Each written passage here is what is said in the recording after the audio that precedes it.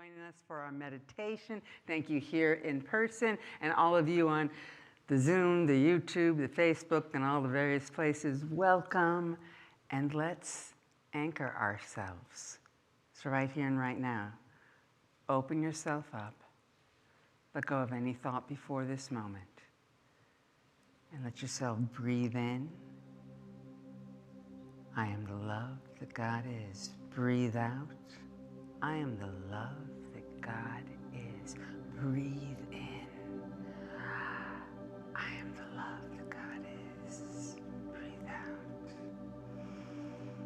I am the love that God is.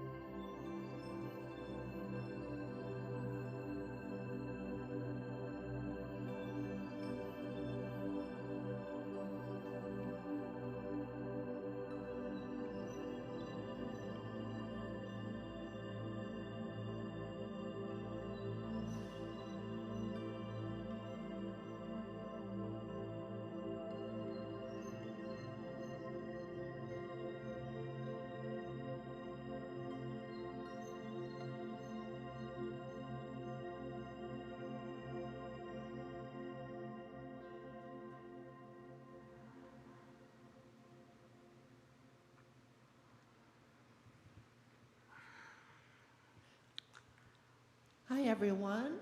We're going to sing our opening song, and feel free to stand if you like, and if you don't feel like standing, that's fine. Just go ahead and sing sitting down, and here we go. Song is I Am Open.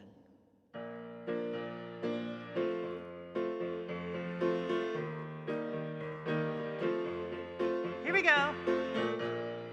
I am open. I am open. I am open to receive the love in you and me.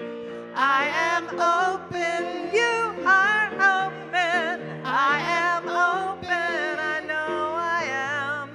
I am open to receive the love in you and me.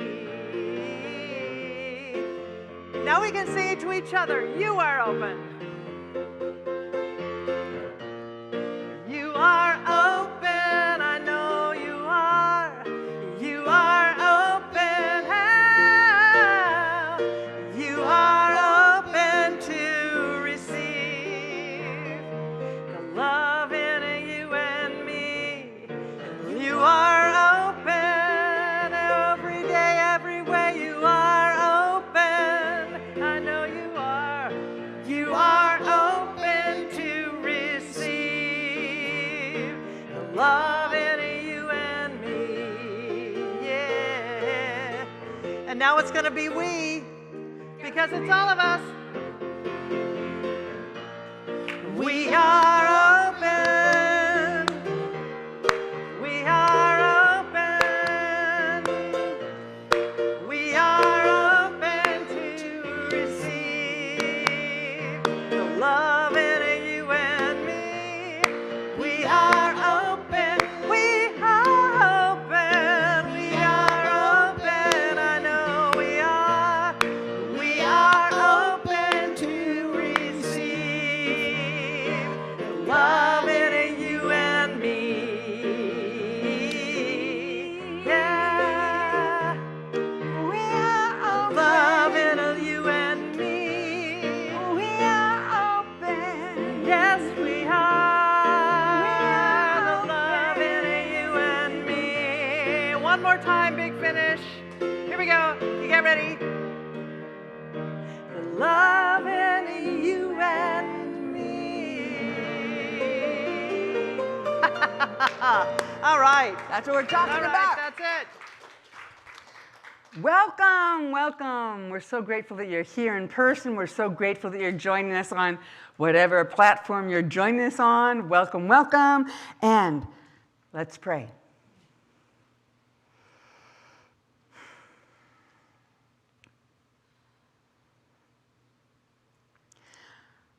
How blessed we are to just stop in this moment and recognize there's a power, there's a presence, there's a good, there's a thing going on that loved itself so much, it loved each of us into creation. So right here and right now, we're absolutely aware of our oneness and union in God. There is no separation. We can never be separate. Right here and right now, God is breathing us. God is thinking us. God is moving through us. And this time together is blessed. And we're blessing our beloved Reverend Sydney. She's open. She is singing. She is dancing. She is allowing the Holy Spirit to move through her with ease and grace and bringing us a word that makes us sing and dance and allow for healing, to allow for wholeness, to allow for the peace of God to move through every area of our life. We are blessed. We can feel it. Can you feel it? Can you feel the Spirit right here, right now? It is happening. Something wonderful is happening because we are in the yes of God, the yes of good, the yes of the flow, and the yes of the word. Thank you, beloved Mother, Father, God, blessing our music ministry, blessing our tech staff, our media staff. We are so grateful for their service and their open celebration to allow God to move through them. Lordy, something good is going on. And that's all there is to it. And so it is. Together we say, amen. Oh, how about if we say the Lord's Prayer? Okay. Our Father, who art in heaven, hallowed be thy name. Thy kingdom come, thy will be done, on earth as it is in heaven. Give us this day our daily bread, and forgive us our trespasses as we forgive those who trespass against us.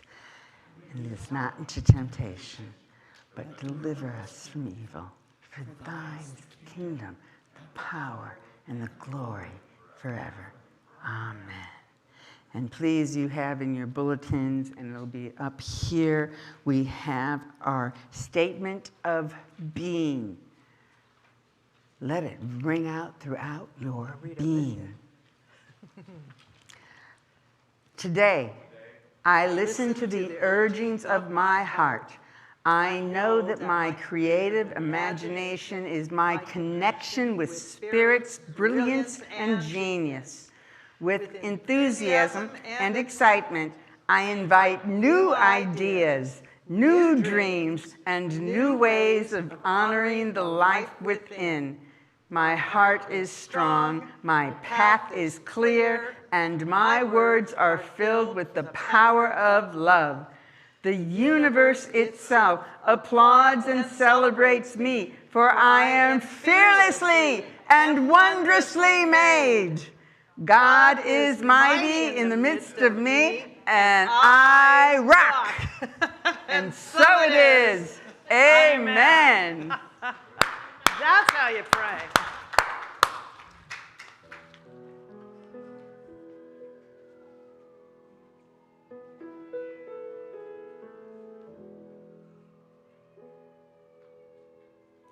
Just waiting for the sirens to cycle by. For those of you who are streaming, we have sirens out there, and I'm just letting them be blessed. All right. I sing a prayer with every name of God I know, so I can magnify the glory of the one, the God of light and shadow, the Spirit on the wind, Father of creation, and Mother of the sun. I sing a prayer with every name of God I know, and each name's another window to the soul.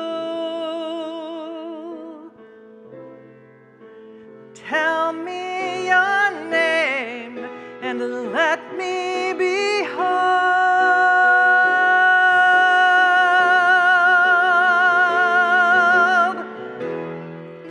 so many faces of God, so many faces of God, so very beautiful,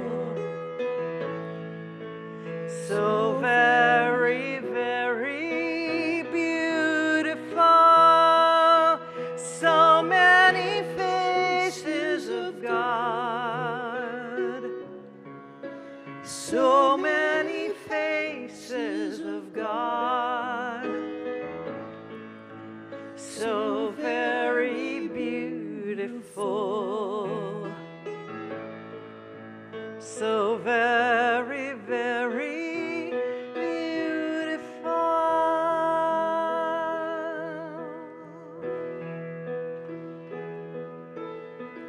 And if it seems the world has fallen to its knees, and I am calling for the love of the divine, a savior, a messiah, a teacher, or a sage, a poet or a prophet, the teacher of an age, I sing a prayer with every name of God I know, and the stirring in my soul is something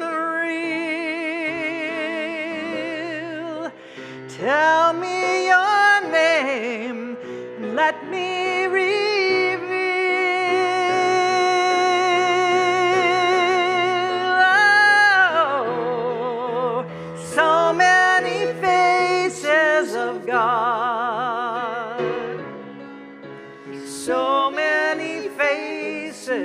of God, so very beautiful. You're so very, very beautiful. So many faces of God. Oh, so many faces of God.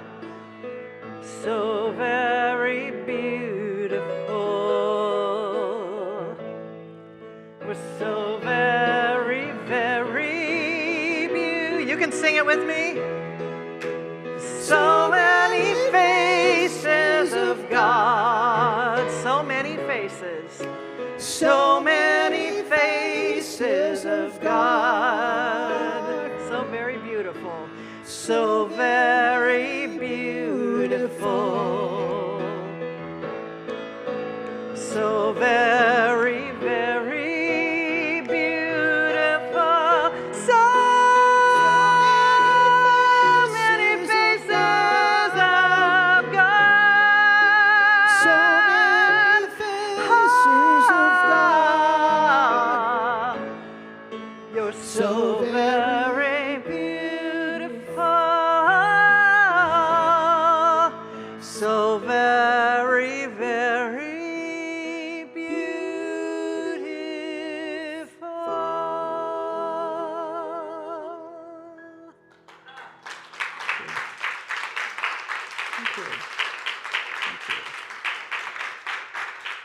Thank you, thank you, thank you. I love that song. It's written by a friend of mine, and every time I think of it, it just brings back to me the sense of oneness that we all need to be connecting with in this world that is calling for greater love, for greater peace, for greater compassion, and greater understanding.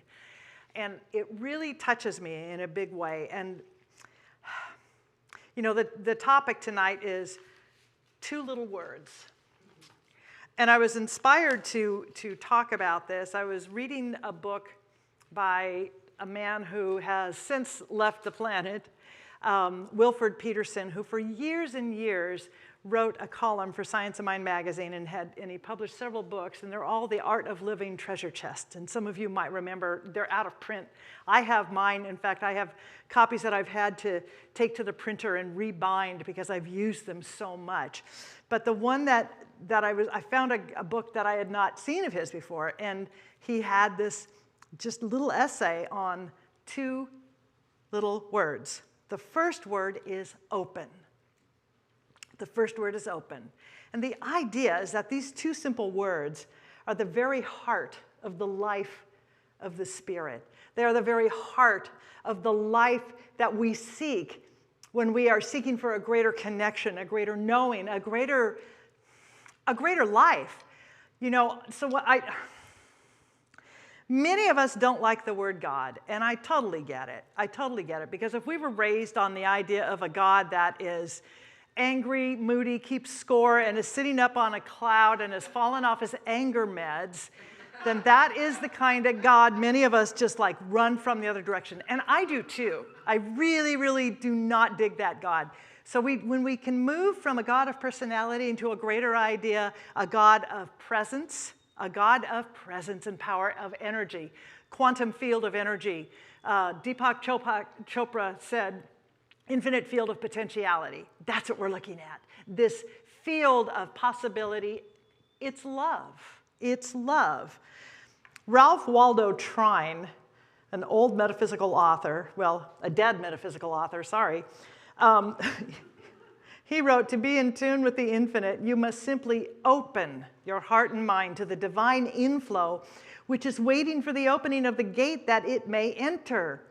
So it's about being open. Are we willing to be open? Are we willing to be available? Are we open to something greater than what we know? Are we open to that? You know, it's easy to not be. We want to protect ourselves, you know, and life comes at us sometimes, feels like it's being shot out of a cannon, and it's hard to stay open. But that it's really, really important. I will talk more about that.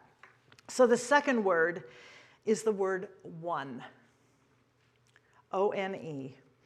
So Dr. Charles Eliot of Harvard declared that the chief characteristic of the religion of the future will be humanity's recognition of oneness with the great creative force of God, which finds its outlet through humanity itself.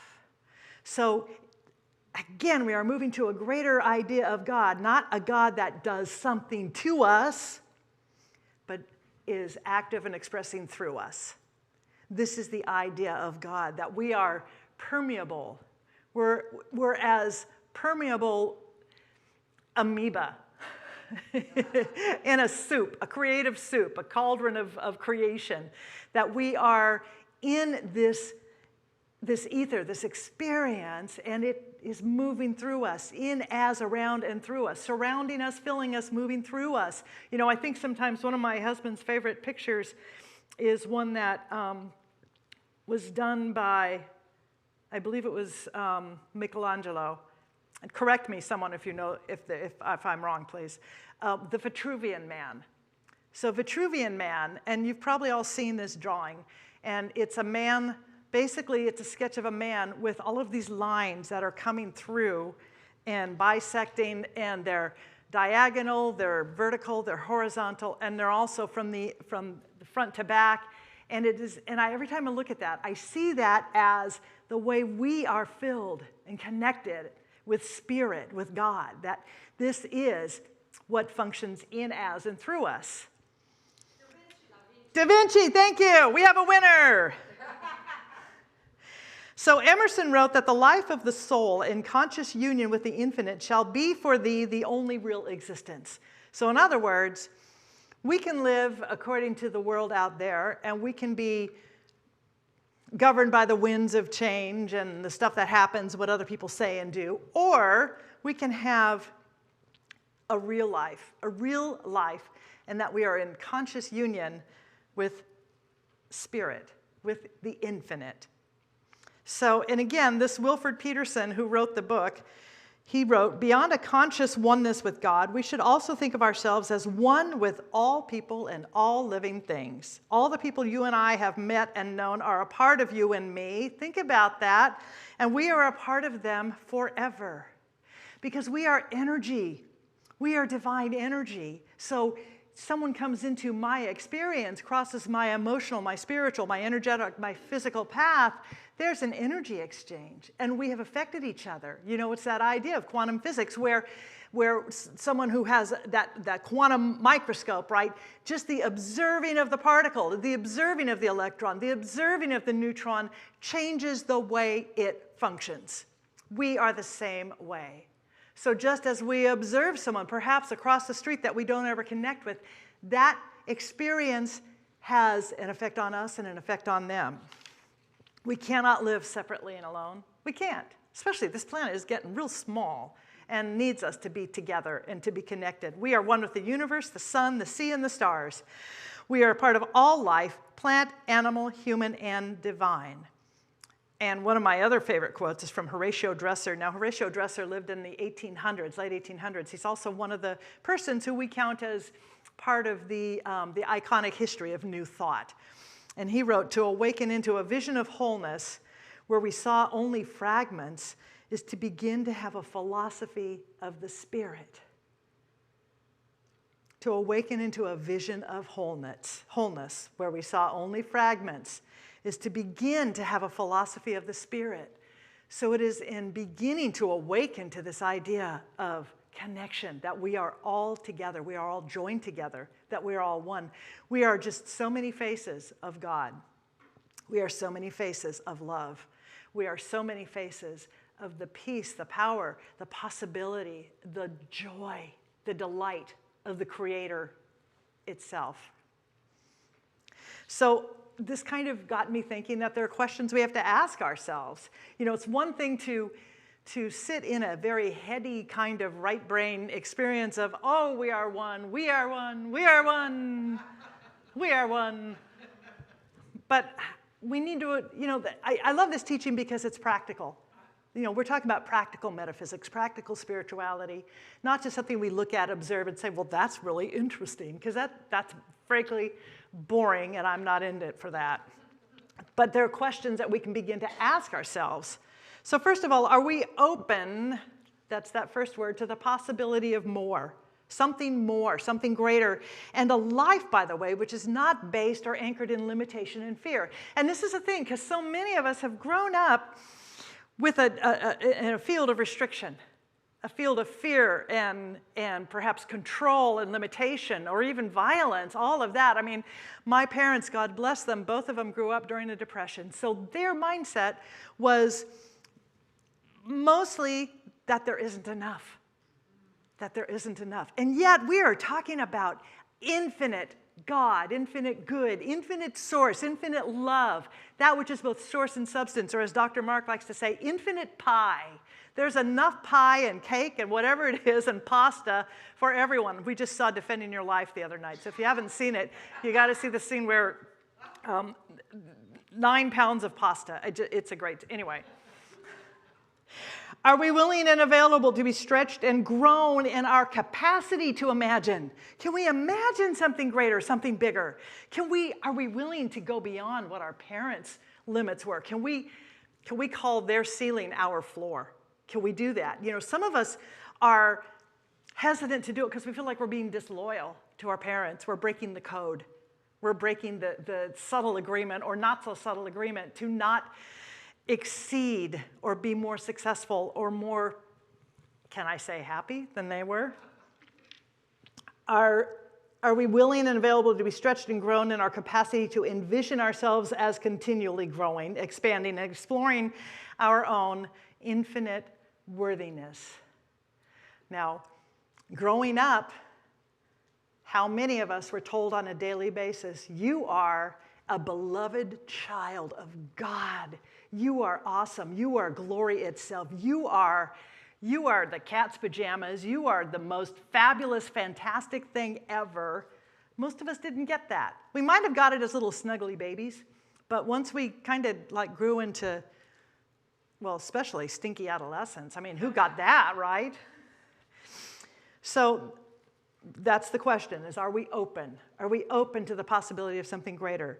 And there's another question. Are we actively cultivating an awareness of our oneness, our connection? Are we cultivating an awareness of our oneness with life, with spirit, with nature, with our own sense of who we are as, yes, divine expressions, emanations of spirit, intentional creations of God? As Liz was saying in her opening treatment, that God just with so much joy and celebration and love that we were created from that.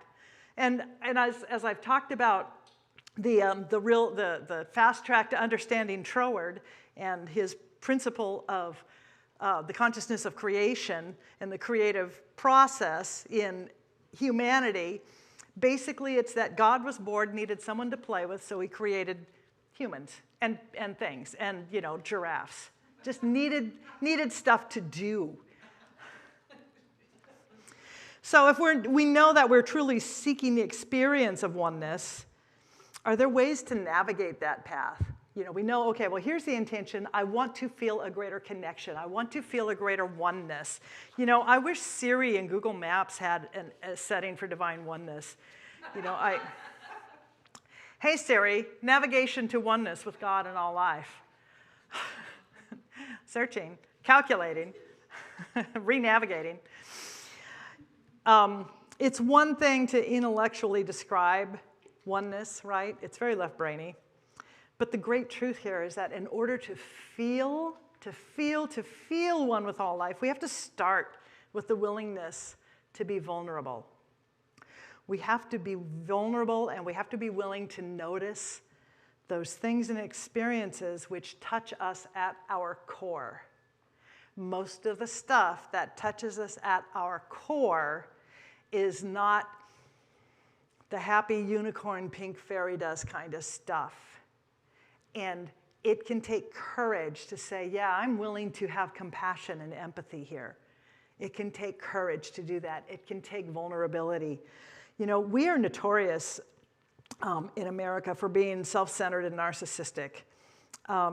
We can so easily sense into a sense of teenage whiny entitlement, right?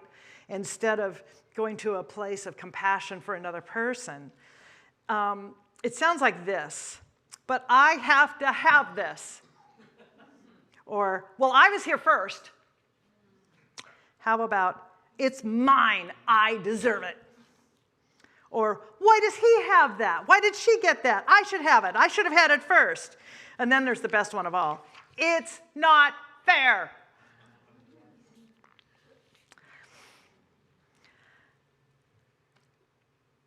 It's one thing to have a deep spiritual sense of deservedness and wholeness and worthiness. It's quite another to be stamping our feet and insisting that we get what we want because we want it now. We know that our soul is requiring us to go within, to seek ye first that kingdom within of peace, that kingdom of the divine nature of which we all participate, that spiritual blueprint, that spiritual prototype, the truth of who we are. You know, that Christ center of us. And you'll hear this a lot at New Thought churches. Christ was not Jesus' last name. Christ means anointed. It means aware, awake. We all, and it's light. It is that center we all have within us. We all have a Christ center. How many of us access and live from that awareness of oneness, of light, of connection, of infinity? That's a different story. But we know that when we seek first that kingdom, that awareness of God within and around, surrounding us, again, remember the Vitruvian man, that we end up having all that we need. And by the way, here's the fun part, we also stop needing to have all those things that we want. We no longer are looking for that fulfillment from something out there, the distraction of something out there rather than the peace of this thing in here. Our need to compete and to compare, by the way, is one of the most efficient ways to fall out of oneness and into separation. So if you're looking for a way to fall into separation, start comparing, start competing. Richard Rohr is one of my favorite authors. He's a Franciscan monk.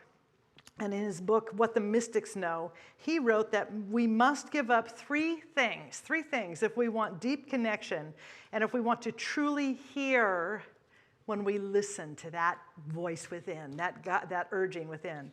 So the first thing we have to give up is the compulsion to be successful.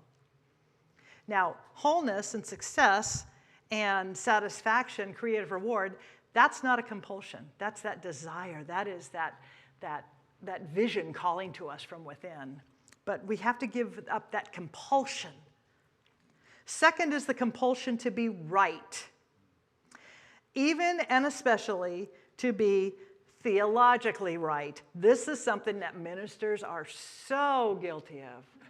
Oh my God, the ego, my ego, I'm just going to claim it, my own ego. We're getting some agreement back there. Yeah, absolutely. You know, we got to be right. We got to be right. No, we don't, please. Then finally, there is the compulsion to be powerful and to have everything under control. Good luck. Good luck with that. Now, Richard Rohr also wrote that he's convinced that these are the three demons that Jesus faced in the wilderness. And so long as we haven't looked at these three demons in the face, we should presume they're still in charge. So in other words, if we haven't really addressed our compulsion to be successful, our compulsion to control, our compulsion to be right, then those are still informing, and by the way, not in a loving way, so they're sabotaging our journey. That's not wholeness, and that's not love. You know, you've heard this phrase, pain pushes till the vision pulls. That is the very nature of what pain pushing looks and feels like, is if we have not interrogated those things that are driving us, right? There are times in my own life when I know I've been driven by my compulsions as opposed to being led by my soul. And there's a big difference. You know, the compulsions, that's the ego, of course. So, you know, let me just throw this in here. Church, of course, is for the purpose of comforting the afflicted and afflicting the comfortable. So have I afflicted anybody so far? Let me give you something to help you gauge how afflicted you might be or where you are in your own openness and oneness, okay? I read this today. It was actually posted on the Ministers Listserv for Centers for Spiritual Living. Although the Emancipation Proclamation went into effect in 1863, Texas, the westernmost territory still under control of the Confederate States, did not free enslaved people until June 19th, 1865. This is where we get to be vulnerable. This is where we get to look at our own stuff. This is where we get to be afflicted and stay in that place, by the way. If you're feeling afflicted and uncomfortable, be willing to stay there. 2,000 Confederate troops arrived in Galveston to announce that the more than 250,000 enslaved black people were free by executive decree. Even after this decree, it's important to note that not all enslaved people were freed. June 19th became known as Juneteenth. And in 2021, Juneteenth became a national holiday to celebrate emancipation, freedom, and liberation. This is where we choose to be vulnerable. This is where we choose to feel the discomfort of someone else's pain and our own shame. Because until we acknowledge it and look at this stuff and bring it to the light, we don't heal it. I wish it were different. No, actually, I don't wish it were different. Because I know that my own journey to wholeness has been about being willing to explore my own systemic prejudice, my own patterns of judgment, my own patterns of whether it's racism or a lack of equity, a lack of social justice, whatever. It has been about me being willing to look it out. And by the way, I'm a white girl raised in Newport Beach, so you think I don't have that stuff? But as I look at it and begin to interrogate, like, is it true? Is it useful? Is it helpful? Why? Where did it come from? All of those questions, and that's where my own liberation happens, my own freedom. And that's for all of us, that we all get to be free. We all get to be free, but we have to do some work because we're not automatically entitled to that place of peace. We are entitled as God beings, and we are entitled to know who we are as divine. But the rest comes from our decision to go deeper. It comes from the decision, the choice, and the work to go deeper. Richard Rohr, oh, this is good. We do not think ourselves into a new way of living. We live ourselves into a new way of thinking. So it's not enough to just think great thoughts, right? It's just not enough. We have to live according to and in that, we have to inhabit that space that we want to have expressed in our lives. So it's not enough to go into left brain zone and just do nothing but affirmations and good thinking and all of that, and don't be negative and just be good and all that. That's not it. We have to actually move into and inhabit that consciousness of that thing, that idea, that dream, that desire that we want. So in other words, what does it look like? What does it feel like to know that I am free, that I am whole, that I am worthy, that I am open, that I am receptive, that I am connected? How does that feel? Okay, I'm not there yet, but I can describe the qualities. How can I begin to express those qualities even though I may not yet have them going on? How can I not yet, even though I might not yet know what it feels like to be fully loving and peaceful with all the people around me, I can begin to try to be fully peaceful and loving with all the people around me. We create the environment. We create that place and we inhabit it. This is what I mean when I talk often about preparing the manger.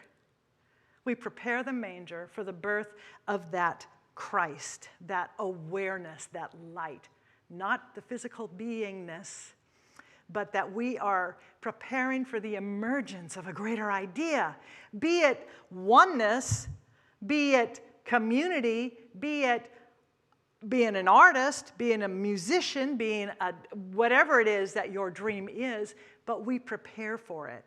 We prepare for it. In Science of Mind, we say we prepare for our demonstration. And that simply means that we prepare for that emergence. We prepare, we practice for it. I guarantee you that Karen did not just show up one day on the planet and say, I'm a pianist, boom, and there she was. She had the talent, but she practiced her tail off. I know because I did too. You practiced more though.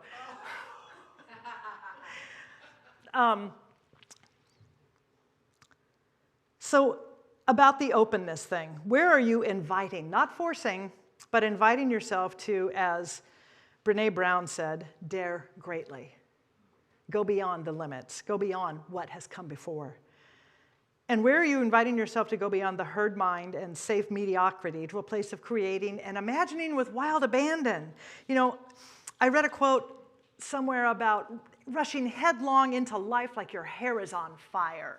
Why aren't we all doing that? This one precious thing called life. Why aren't we all just like, give it to me. I'm going to live fully and freely and with so much love and wild abandon. And then I found another line. This is one of my favorites. It's from Hunter S. Thompson. And he wrote this sometime. And Hunter S. Thompson is not exactly a model I aspire to, but if you know anything about his life. However, life is not a journey to the grave with the intention of arriving safely in a well-preserved body, but rather to skid in broadside, thoroughly used up, totally worn out, and loudly proclaiming, wow, what a ride. Your soul is calling for you to be open and to live in the adventure of oneness with all life. Your soul is calling you to dare to trust your heart and to trust that your heart is worthy of trusting and worthy of following. And your soul is calling for all of us to be that place where love shows up, where possibility shows up, and where God shows up in the world.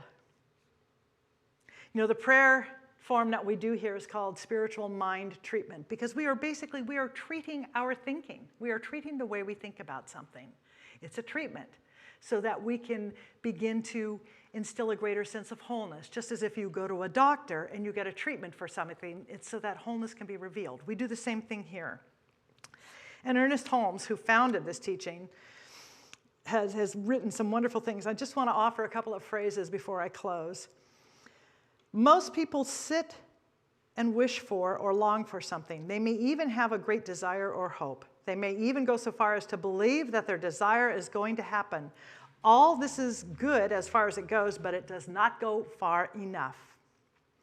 What we must do is provide that already having received attitude. This may seem hard at first, but we can easily see that it's necessary, and as it is the only way that mind, meaning the infinite mind, spiritual law, works, this is what we must do. Power is, and mind is, and life is. But they have to flow through us in order to express in our lives. We are dealing with law, with spiritual law, and nature must be obeyed before it will work for us. Just realize that this law is as natural as any other of God's laws, meaning electricity. It works the same for everybody, right? It doesn't care who uses it or what they use it for. It's the same thing with spiritual law. So use it with the same intelligence that you would use the law of electricity to get your desired results. We may not always be aware of what is going on within, but practice will enable us to control our thought more and more so that we shall be able to think what we want regardless of what may seem the case. Each person has within him or herself the capacity of knowing and making use of spiritual law, but it must be consciously developed. It must be done by practice and by willingness, there's that openness thing again, to learn and to utilize whatever we know so far as we have gone.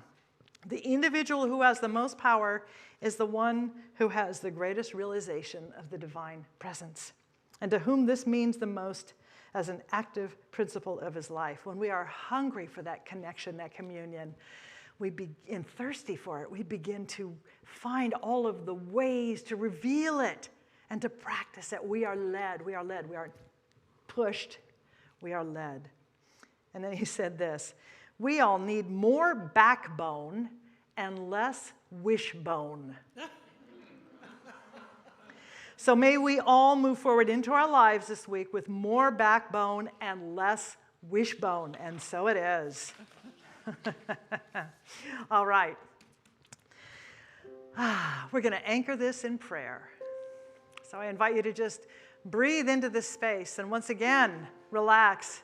Be where your body is and recognize with me that that infinite power and presence we call God, we call life, we call light, we call love, great universal spirit, whatever it is that you choose to call it, is calling us to go deeper, to reveal our innate wholeness, our innate love, our innate perfect pattern for perfection. We are here to express the livingness of God, the livingness of life. We are here to live fully and richly. And I know that we are connected with God as God and with each other. And so I speak my word from my full knowing and awareness of our shared divinity. That right where we are, right here in this place, in this time, whether it is in this physical building or just watching this stream at any point, any time, that the wholeness of God is being revealed because there is availability and there is openness, and we are one. And it is now being expressed as that idea of perfect health.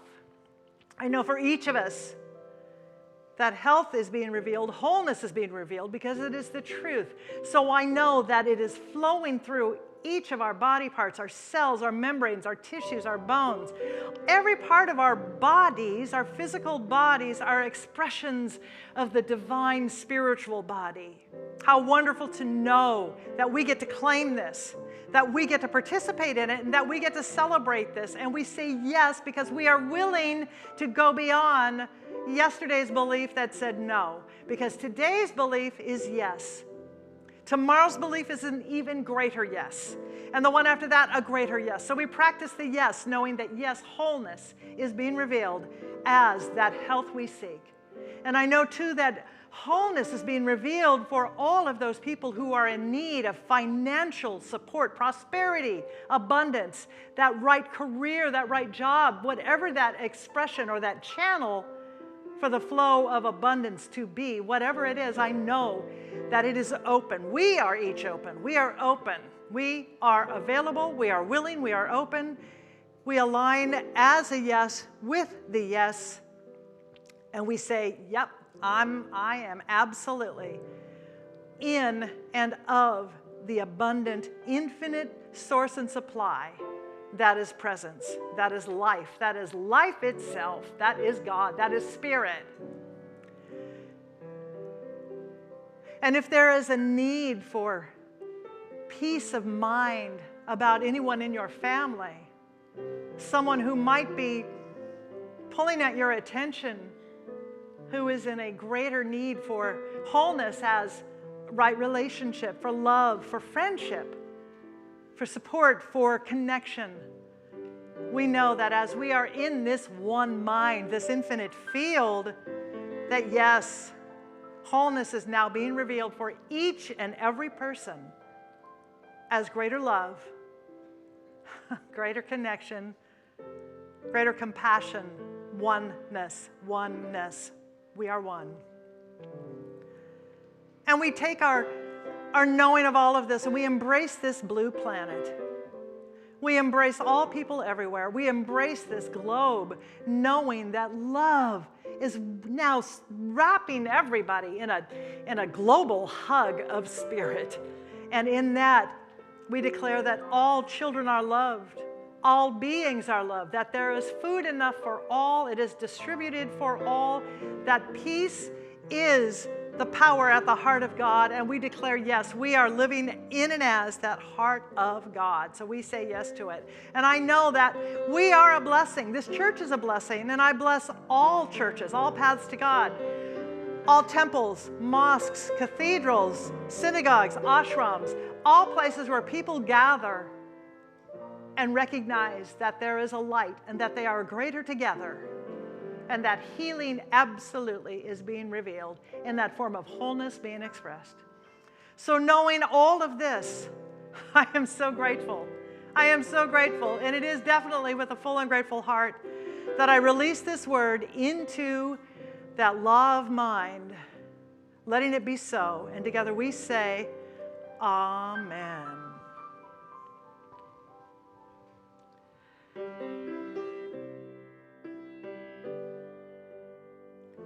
I'm going to invite you to sing with me.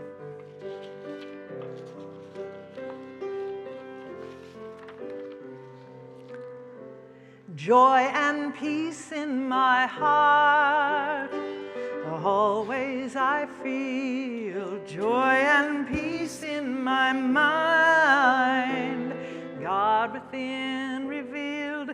Joy and peace in my life, I am healed.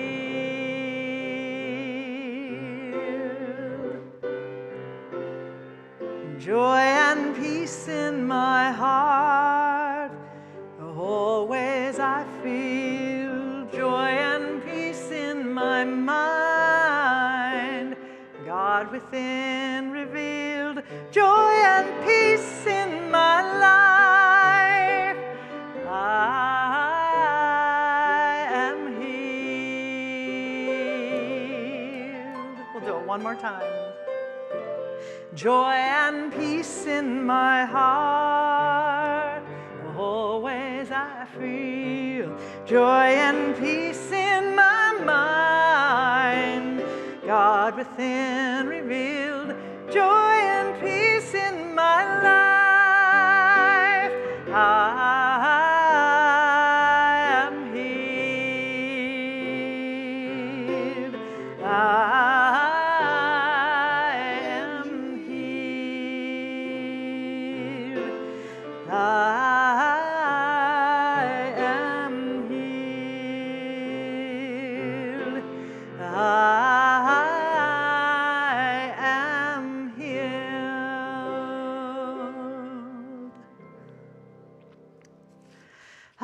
So now is the time when we invite you to share your tithes, your gifts, your love offerings for our grateful giving. So I invite you, and we'll show you how you can give to the church. We wouldn't invite you and then not receive it. That would be stupid. But we're going to tell you how in a minute. But in the meantime, would you take your tithe or the idea of that gift? Perhaps you are tithing automatically online. Hold it in your hand and hold that to your heart. And would you say with me our grateful giving statement? From the love of pure spirit within me, I bless this gift. I send it forth to heal and bless and prosper. It is evidence of my faith and belief. It does good work in the world and returns to me multiplied abundantly.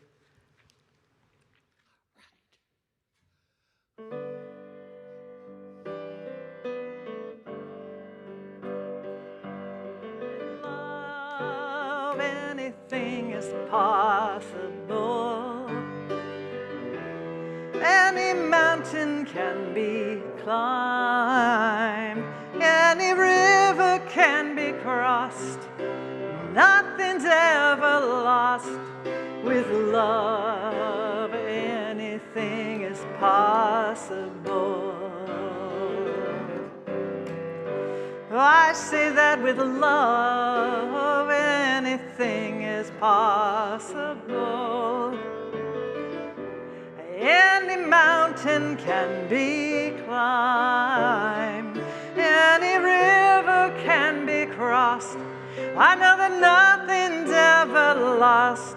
With love, anything is possible. One more time. Oh, with love, anything is possible. Any mountain can be climbed. Any river can be crossed. I know that nothing's ever lost. With love, anything is possible. With love, anything is possible. Oh, with love, anything is possible. I'm going to invite Liz. Thank you very much. I'm so glad you're here. I'm glad I'm here too. Ladies and gentlemen, Karen Hammock Thank you, everybody. is fierce. She's a fierce talent. She's fierce. And here's Liz Racy, Thank you a fierce so spirit. much. And thank you, Reverend Sydney. Thank you so much. Wasn't it wonderful to get to have her in song and word? Woo. Hello. Fabulous. Okay, announcements. You can make donations through our church through text to give, the number, QR code, or through our website, nhcrs.org/give.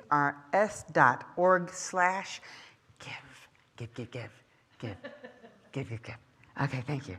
And prayer with a practitioner is available after every service in person right here or on Zoom, so please take advantage of that. And every Sunday morning, 9:45 a.m., our junior church is open. It's to kids, toddlers, all the way to teens, and everything in between. And they're really having a wonderful time. Bring your kids, your grandkids, your nieces, your nephews. Something wonderful is happening in youth church. Every Wednesday night, join us for the Heart of Healing. That's like the new thing, right? The Heart of Healing, that's what it's called now. Like before I was calling the Healing Revealing, but now it's the Heart of Healing. I see, I'm a little slow. I'm catching up. I'm catching up. The Heart of Healing. What? The Heart of Healing with this gal. Meditation 6:50, service 7 p.m. And next week's topic is what we believe. Okay, you don't want to miss that. Creative Arts Ministry this Friday, God's Open Mic Night, Sacred Passages. This Friday, the 16th, from 7 to 9 here in the sanctuary.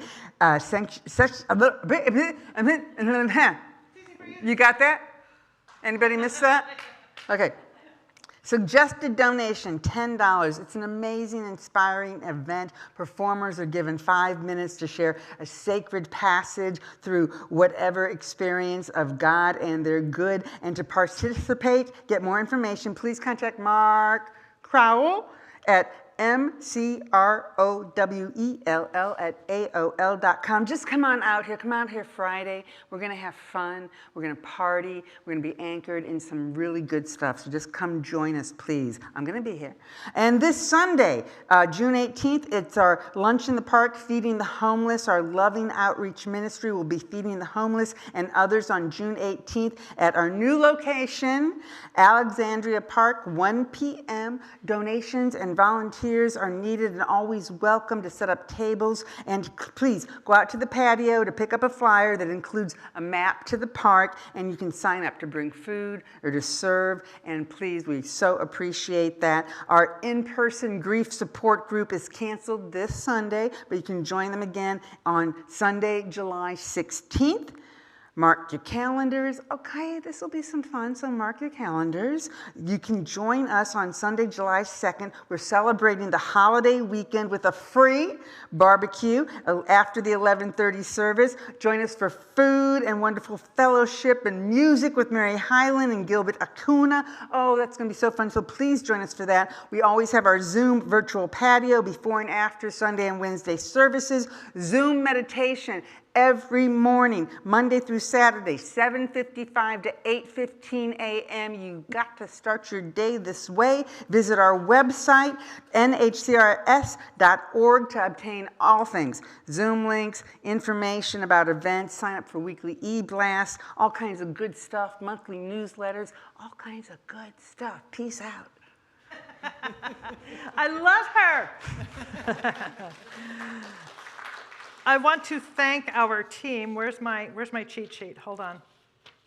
I have a list of people to thank, and I almost always forget it. And so here I am now that I remember. Okay, well, first of all, I want to thank Adam Keshen for doing our sound and doing so much for us. And we have Nikki Savara as part of our in-house team, and we have Doreen, and we have Colleen back there.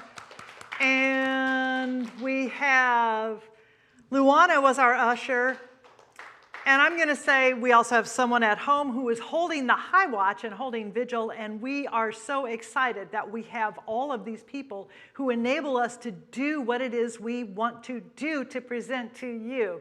I'm like, I've been hanging out with you now, and I sound like you. So anyway, thank you so much. Let's do a quick benediction, and let me see, there's my program. All right. So I just surround each soul here in a spiritual magic tube of electronic light protection that is impenetrable, invulnerable, and invincible. A ring past not, nothing shall touch them but the direct action of God, and that is love. This is the truth. I know it. God knows it, and I know that I know it, and so it is. Let's do our prayer for protection. All righty. The light of God surrounds us. The love of God enfolds us. The power of God protects us. The presence of God watches over us. Wherever we are, God is, and all is well. Let's sing with love as we close it out, shall we? With love, anything is possible. Any mountain can be climbed. Any river can be crossed. Nothing's ever lost. With love, anything is possible. I say with love, anything is possible. Oh, with love, anything is possible. Any river can be crossed. Oh, nothing's ever lost. With love, anything is possible.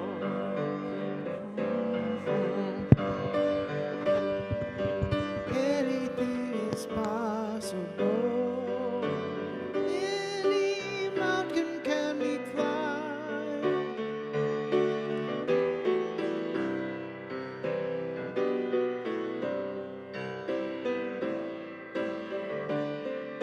It's possible, possible, possible.